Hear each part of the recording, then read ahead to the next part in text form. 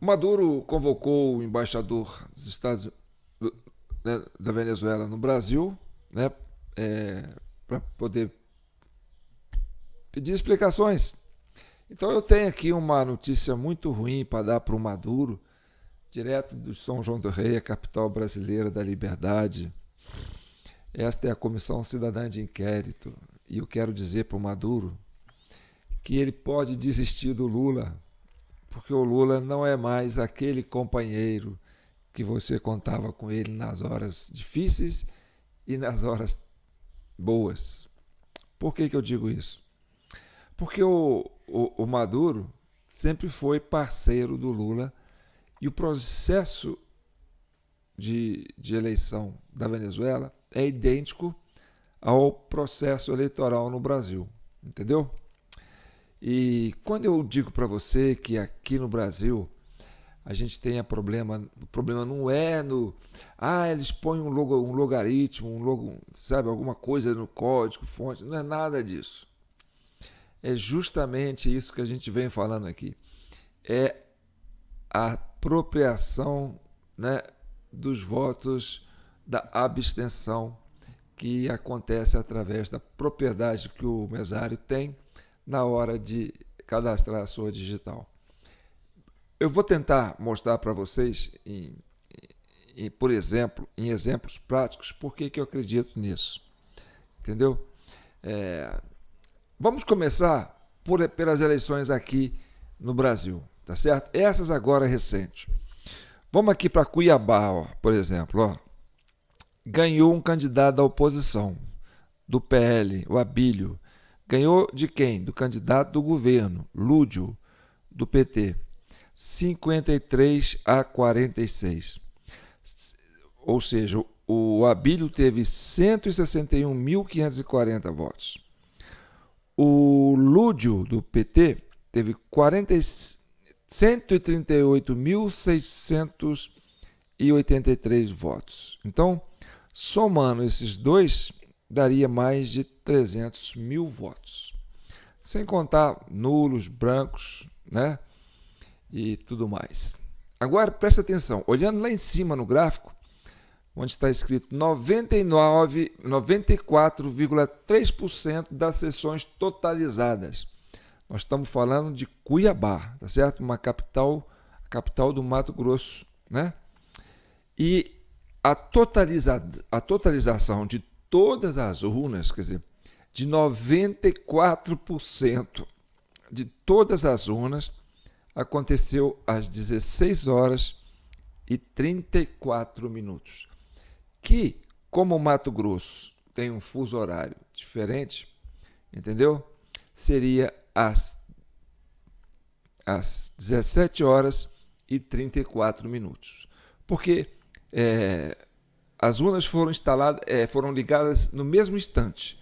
Eu não diria na mesma hora por causa de fuso horário, mas foram ligadas no mesmo instante. Por isso que deu essa totalização aí de 94,3% às 16h34, quer dizer, antes das 5 horas. Né? Isso seria um absurdo se tivesse valendo, né, dentro do horário, né, desse horário diferente.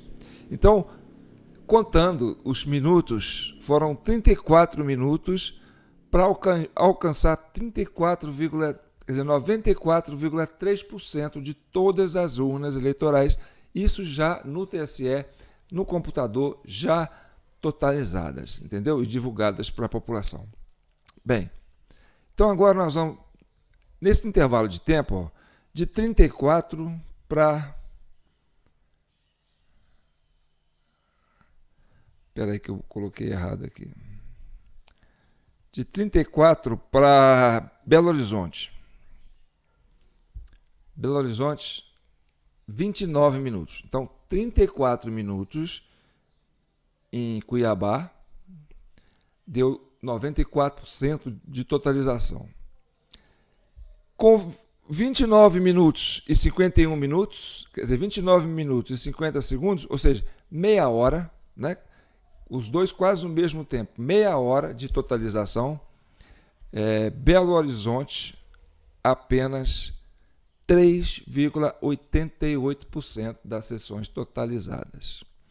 Então, você tem ali o candidato do governo na liderança, né, com 54,2%, e o candidato da oposição, Bruno Engel, do PL, com 45,76%. Agora, preste bem atenção.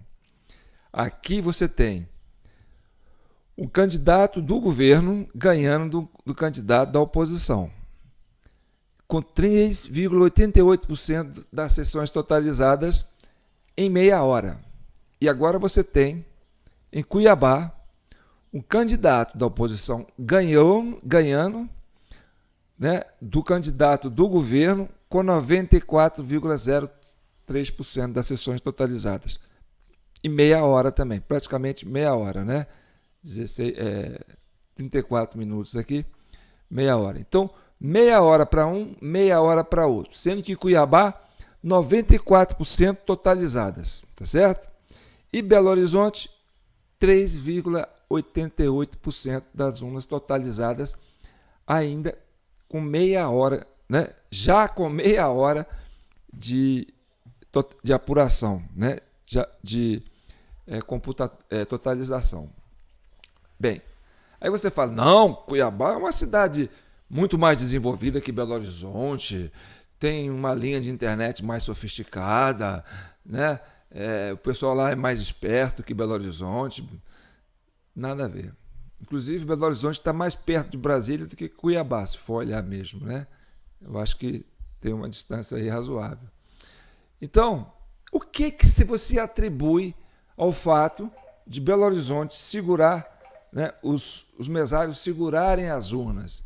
Meia hora depois, né, do fechamento das sessões eleitorais, os mesários de Belo Horizonte, né, ainda não tinham liberado as suas urnas, né? Quer dizer, 97%, né, estava na mão dos mesários. Porque se não totalizaram, porque você tira do... Né? Você vê, o que tem de diferente de Cuiabá para Belo Horizonte? A única diferença de Cuiabá para Belo Horizonte é que o candidato que estava em primeiro lugar, né, em Belo Horizonte era o candidato do Pachequinho, do presidente do Senado, aquele que segura a onda do STF. Está entendendo? Então, é o protegido. E aí eu falo para você, se as urnas ficam na mão dos mesários, depois que fecham as sessões eleitorais, fecham os portões, né, a digital do mesário não pode fazer a festa? Então, essa é a diferença que eu falo para vocês. Isso está no cronômetro, no tempo. E aí eu digo para vocês o seguinte, por que quando Bolsonaro candidatou pela primeira vez, em 2018, né, 7 de setembro, na véspera de 7 de setembro de 2018, tentaram assassinar, ele sofreu tentativa de assassinato. Por quê? Porque o Bolsonaro, ele tinha uma margem de voto muito ampla, que mesmo segurando as urnas depois das 17 horas, não dava para buscar a abstenção a tempo para poder virar esse jogo. Tanto que o Bolsonaro ganhou. Ah, mas se tivesse código, né, alguma coisa que mudasse o código, que programava o computador, o Bolsonaro não teria ganho. Entendeu? Ele ganhou por quê? Porque a margem de distância do primeiro para o segundo colocado era tão grande que não daria tempo do mesário fazer isso nesse intervalo até meia-noite, né? Das 5 à meia-noite, no Brasil inteiro. Ah, mas são todos os mesários? Não, por isso mesmo. Não são todos os mesários, porque há cidades em que os mesários são sérios. Então, é um percentual de mesários que tem essa capacidade de fazer esse trabalho. E aí, nessa margem que esse percentual de mesários trabalham, é que eles têm essa perspectiva. Então, por que o Bolsonaro, depois que perdeu as eleições para o Lula, que aí você teve, né, a questão do mesário, ficou inelegível? Por quê? Porque de duas umas, ou mata o Bolsonaro ou torna inelegível. Por quê? Porque ele é... A votação do Bolsonaro hoje, né, não dá para o mesário, esse percentual de mesários fazer a diferença. E aí eu falo para você, o que acontece no Brasil e acontece na Venezuela? A mesma coisa. Lá também é um processo eletrônico, tá certo? Que o pessoal vai votar. E o Maduro sempre se pautou nessa prerrogativa. Ah, não tem fiscalização. Ah, nós temos uma inadimplência muito grande. A gente divide a oposição, coloca mais candidato, e aí a gente faz essa viradinha, sobe um pouquinho o nosso e a gente passa. E aí vamos cantar para o mundo. Nós somos uma democracia. Aqui existe voto. O pessoal elege. O Maduro foi eleito, né, institucionalmente pelo regime democrático. Tá certo? Mas aí veio a Maria Corina, né, e quis ser candidata. Aí eles olharam assim, bem, a margem da Maria Corina para fazer essa manobra é muito grande. Não, Maria Corina não pode ser candidata. Entendeu? Porque se fosse só mexer, né, no programa, eles deixavam a Maria Corina ser candidata. Entendeu? Então, tem essa coisa, né, da diferença do primeiro para o segundo, para ver se aonde há essa capacidade de manobra. E aí eles retêm a urna depois das 17 horas e vão fazendo esse trabalho. Entendeu? E isso não sou eu quem diz. Quem diz isso é o ministro Gilmar Mendes, né, que fala do mesário pianista, o Flávio Dino, que é bem descritivo quando ele fala sobre isso, e o próprio Alexandre de Moraes, né, que fala que a culpa não é da urna, a culpa é da pessoa. Então, isso é fato conhecido pela Justiça Eleitoral. É isso, entendeu? Por que eu entendo que o Eduardo Campos não conseguiu ser candidato? Teve lá um acidente no meio do percurso. Porque o Eduardo Campos, ele entra no eleitorado de centro e de direita. E também entra no eleitorado da esquerda lá do Nordeste. Então, ia cair muito voto do Nordeste no candidato do PT, né, que seria a Dilma. Ia dividir os votos da Dilma ali. E aí a margem para manobra, né, com o Aécio ia ficar muito grande. E ainda assim tiveram que ter trabalho, tanto que o pessoal do PSDB foi para cima depois. Criou a Lava Jato, né? Falou, isso aí não está certo, não. Tá entendendo? Mesma coisa com o Ciro Gomes. O Ciro Gomes tinha chance de ir para o segundo turno, para enfrentar o Lula ou a Dilma, entendeu? E quem que atacava o Ciro Gomes? Se ele é de esquerda, está junto com o PT, os dois no mesmo espectro, quem atacava era o PT. Por quê? Porque se o Ciro Gomes fosse para o segundo turno com o Lula, ele ia dividir os votos da esquerda. E aí a distância ia ficar muito grande para a manobra. Mesma coisa a Heloísa Helena, né, na época do Partido Rede, né? Ela vinha liderando as pesquisas e tal, tinha chance de ir para o segundo turno. E aí quem que bateu em cima dela? O PT. Falou, não, você não pode ir para o segundo turno. Por quê? Porque você vai pegar os votos da direita e os votos da esquerda e vai tirar a nossa diferença para a gente poder subir isso lá. Entendeu? E a gente tem o nosso time maior está no Nordeste. É lá que a gente faz esse trabalho, porque lá a gente controla o negócio. Tá, mas qual é a notícia ruim que você tem que dar para o Maduro? Bem, a notícia ruim que eu tenho que dar para o Maduro é o seguinte. Em 2015, o pessoal chegou por aqui, a oposição ficou por aqui com o PT, né? Porque 4 eleições na cabeça, né? Usando esse sistema para ganhar do próprio PSDB, a turma não aguentou. Falou, não, vamos para cima. E aí foi, atropelou, criou Lava Jato, prendeu o empresário, prendeu o político, né? Caçou a Dilma, prendeu o presidente, Lula preso, entendeu? Mais de 500 dias presos. E aí, pronto, resolvemos o problema, né, do processo eleitoral. Acharam que resolveram o problema do processo eleitoral. Mas aí veio o Bolsonaro, com aquela alavanca, né, aquela avalanche de voto. E levou as eleições da oposição, do PT. Aí o que aconteceu? Agora é que o Maduro vai ficar chocado. E isso o Maduro, o pessoal lá da Venezuela costuma falar, né? Ah, o Lula agora é agente da CIA, o Lula não é mais o mesmo e tal, né? E o que aconteceu? A oposição queria tirar o PT da jogada por causa dessa questão da biometria, que não funcionava, né? E fez a Lava Jato, prendeu o Lula, caçou a Dilma, falou assim, bem, agora a gente volta. Deu o Bolsonaro. E aí a oposição ficou assim, é órfã, porque, olha, a gente tirou o PT e não levamos, né? Quer dizer, tiramos, mas não levamos. E aí o que aconteceu?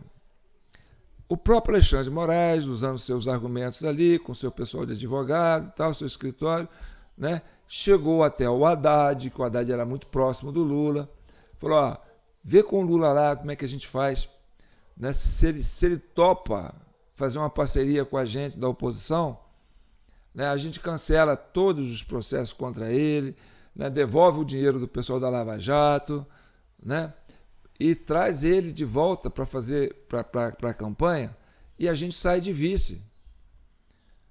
Aí você entende a necessidade de por que eu falo que o negócio é da biometria. Porque se não fosse a biometria, se não fosse essa questão, entendeu, do aparelhamento do sistema eleitoral, o PSDB deixava o Lula preso. Falou assim, não, agora vamos ganhar isso aí. Aí eles entenderam que não. Né? Esse aparelhamento ainda estava no controle do pessoal do PT, né? E é muita gente. Então era preciso tirar o Lula da cadeia, desses cavalos de pau na justiça, né, brasileira, né? Fazer a biruta do STF, né, virar de cabeça para baixo. Por quê? Porque precisava de usar esse sistema. Então a oposição se apropriou desse sistema que o Maduro se beneficiava dele e que o Lula se beneficiou dele durante esse tempo todo. Entendeu? Esse mecanismo, né, que a gente entende que tem acontecido. E aí, o que acontece agora? O pessoal da oposição da Venezuela descobriu a manha, né, dessa questão, né, da biometria que está, e eles crescem na abstenção. O que eles fizeram? Eles reforçaram a fiscalização em todas as sessões eleitorais, entendeu? Obrigaram que elas fechassem às 17 horas em ponto, e aí cataram o boletim de urna, né, com a totalização, que lá eles chamam de ata. E aí eles fizeram uma medida, para uma apuração paralela, entendeu? E falaram, não, olha aqui, ó, 70% para a oposição, 30% para o Maduro.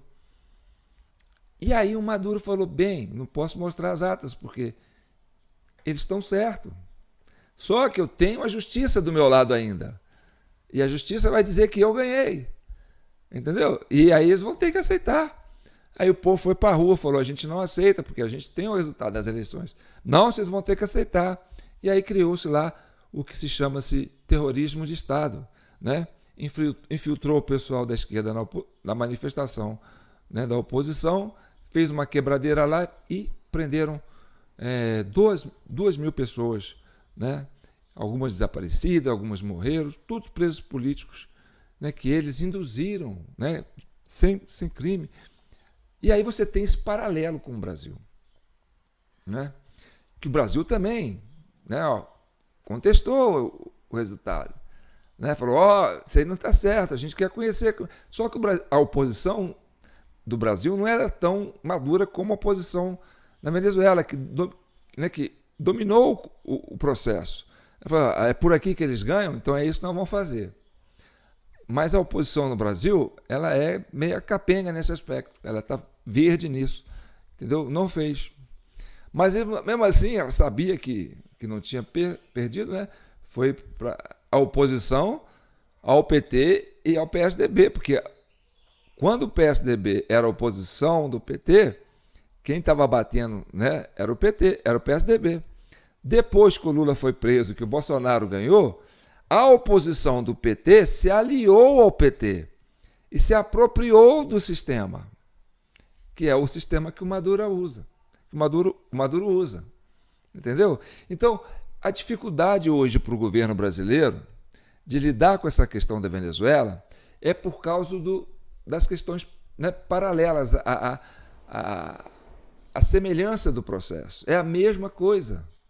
Então, o Brasil hoje está andando em cima de uma fileirinha, em cima de um arame. Fala assim, olha, a gente não pode deixar que nós sejamos comparados com a Venezuela. Porque somos a mesma coisa. É o mesmo processo. Até o 8 de janeiro, entendeu?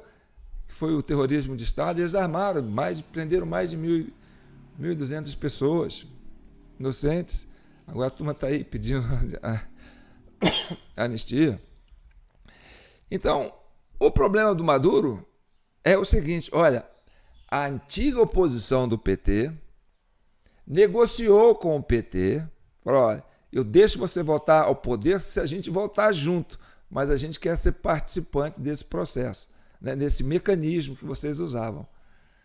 Entendeu? E aí, como o Maduro ficou exposto, né, o seu sistema ficou exposto, porque a oposição descobriu como é que eles fazem. Então publica as atas, o Maduro não tem ata.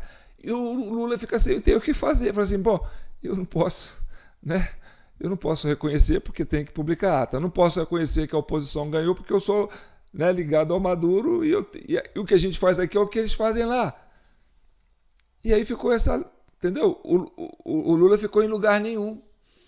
E aí, quando teve o BRICS, a reunião do BRICS, ele falou, eu não posso ir lá porque se eu for lá, o Maduro vai perguntar para mim, você vai me vetar no BRICS? Aí como é que ele vai justificar isso para o Maduro? Falei assim, mas a gente é parceiro em tudo, cara. E aí foi quem? Mandou um cara lá, um tal de Eduardo, sei lá o quê, Eduardo Saboia, entendeu? Do Itamaraty, para fazer isso. Você vai lá e fala que não dá para a gente ficar junto com o Maduro agora não, que o Maduro está cagado. E se a gente mostrar que nós somos cagados também, ninguém vai querer ficar perto da gente. Então, o Maduro foi abandonado por esses parceiros, entendeu? E ele está magoado, falou assim, vocês estão me abandonando agora, só porque eu estou cagado, entendeu? Que ninguém me quer por perto. Vocês estão cagados, mas querem ficar longe de mim, né? Então, o problema é esse. É que o governo do PT, né? Tanto que o partido do PT reconheceu a vitória do Maduro, né? Foi obrigado a reconhecer. Porque eles sabem como é que funciona o sistema. Entendeu? Então, o governo do PT não quer dizer, o governo brasileiro não quer reconhecer, porque tinha eleições aqui para fazer, tinha aquela coisa toda, né? E o desgaste, se eu me colar na Venezuela aqui, vai ficar muito na cara. Então, essa é que é a questão. E aí eu citei as cidades que a gente chamou aqui para fazer auditoria, né? Eu vou deixar 5, eu tirei uma cidade, tá? Vão ficar 10 cidades, que é Belo Horizonte, Fortaleza, no Ceará, Camaçari, na Bahia, Santarém, no Pará, Mauá, em São Paulo, Ribeirão Preto, em São Paulo, Limeira, em São Paulo, Santos, em São Paulo, Caxias do Sul, no Rio Grande do Sul, e Pelotas, no Rio Grande do Sul. Essas 10 cidades, você tem uma noção assim muito evidente da participação do mesário no processo, entendeu? Que deu vitória para os candidatos que são todos de governo, né? Que apoiam o governo. Então, a gente alertou o pessoal porque existe mecanismo de auditagem, entendeu? Que é democraticamente aceito, que é institucionalmente aceito, entendeu? E que não tem como bater de frente. E aí a gente vem orientando essas cidades, né? As lideranças dessas cidades para, né, providenciarem isso. Então é por isso que essa é a notícia ruim que eu tenho que dar para o Maduro. Maduro, é o seguinte, o Lula está vendido, entendeu? Ele teve que, para sair da cadeia, ele teve que aceitar essas condições, entendeu? De colocar a oposição no governo usando o mecanismo que vocês usam aí para ganhar as eleições. Só que vocês foram descobertos, né? E a gente aqui não quer deixar. A gente não pode ser descoberto, a gente ainda tem que camuflar aqui para não ficar evidente, né, que a gente usa o mesmo sistema que vocês usam, né, de urna eletrônica, que pode comprometer a gente aqui. Né? tem a disputa lá nos Estados Unidos, o Trump tem chance de ganhar, né? Então a gente não tem muito apoio lá fora, não. E não pode contar muito com o Putin, não, porque o Putin está no meio de uma guerra lá, está cheio de problema lá, entendeu? Está precisando até de coreano para poder, da Coreia do Norte lá, para poder brigar com né, os exércitos e os mercenários lá da Ucrânia. Então, eu sou João Paulo Guimarães, falando direto de São João del Rei, capital brasileira da liberdade. Aqui é Minas, e Minas é um estado de espírito.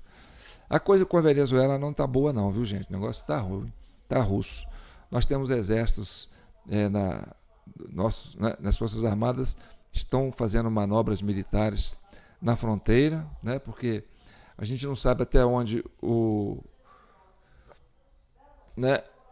bom humor do Maduro pode lidar, né? Porque a situação lá é complicada, porque tem os insurgentes lá na Venezuela, né? Que ainda não tiraram o Maduro, porque ele está ainda no período constitucional dele, né? Só termina lá para o dia 10 de janeiro. Então, se tirar o Maduro antes, seria golpe, né? Tem que esperar acabar o período dele para tirar ele. Aí vai tirar ele dentro da institucionalidade, tá certo? E aí o Brasil já sabe disso, falou assim, ó, Maduro, você dançou e a gente está de mãos atadas, não podemos fazer nada com você, porque aqui a gente também está, entendeu? Por um triz. E aí a gente espera que isso dê certo, tá certo? E torcer para Maria Corina, né, ter saúde, ter vitalidade, para poder dar força lá para o Edmundo Gonzalez. Porque a Maria Corina também corre risco de ser assassinada, porque ela tem uma votação expressiva lá na Venezuela. Então, ainda que seja uma transição pacífica, né, se deixar esse sistema lá, vai dificultar para o sistema do Maduro, para o regime do Maduro voltar. Tá certo? Então tá bom. Tá aqui a nossa chave Pix, jpnoticias@gmail.com. Esse tipo de assunto você só escuta aqui na Comissão Cidadã de Inquérito, porque a gente tem uma prerrogativa, né, de pacificar o país e chegar à verdade, entendeu? E a gente está aberto para qualquer tipo de debate, qualquer um que quiser contestar a nossa fala, a gente abre o microfone aqui e abre esse debate, tá certo? Porque é isso que a gente precisa. A gente precisa debater esses assuntos que é tão importante, que só aqui isso acontece. Ah, mas aí o canal sofre restrições, né, o pessoal não entrega o material, não interessa. A gente não pode abrir mão da verdade, porque não dá para ficar enxugando gelo o resto da vida. Se a gente quer melhorar o país, a gente tem que encarar esse problema de frente, tá bom? Então aí eu preciso sim daquele apoio de vocês, né? Fim de mês, jpnoticias@gmail.com. Se sobrar uma beiradinha aí, manda pra gente aqui que a gente tem as nossas continhas para pagar, tá certo? Tem que ter gasolina para motinha. Um abraço, fique com Deus e que o manto de Nossa Senhora protejam e abençoe todos vocês.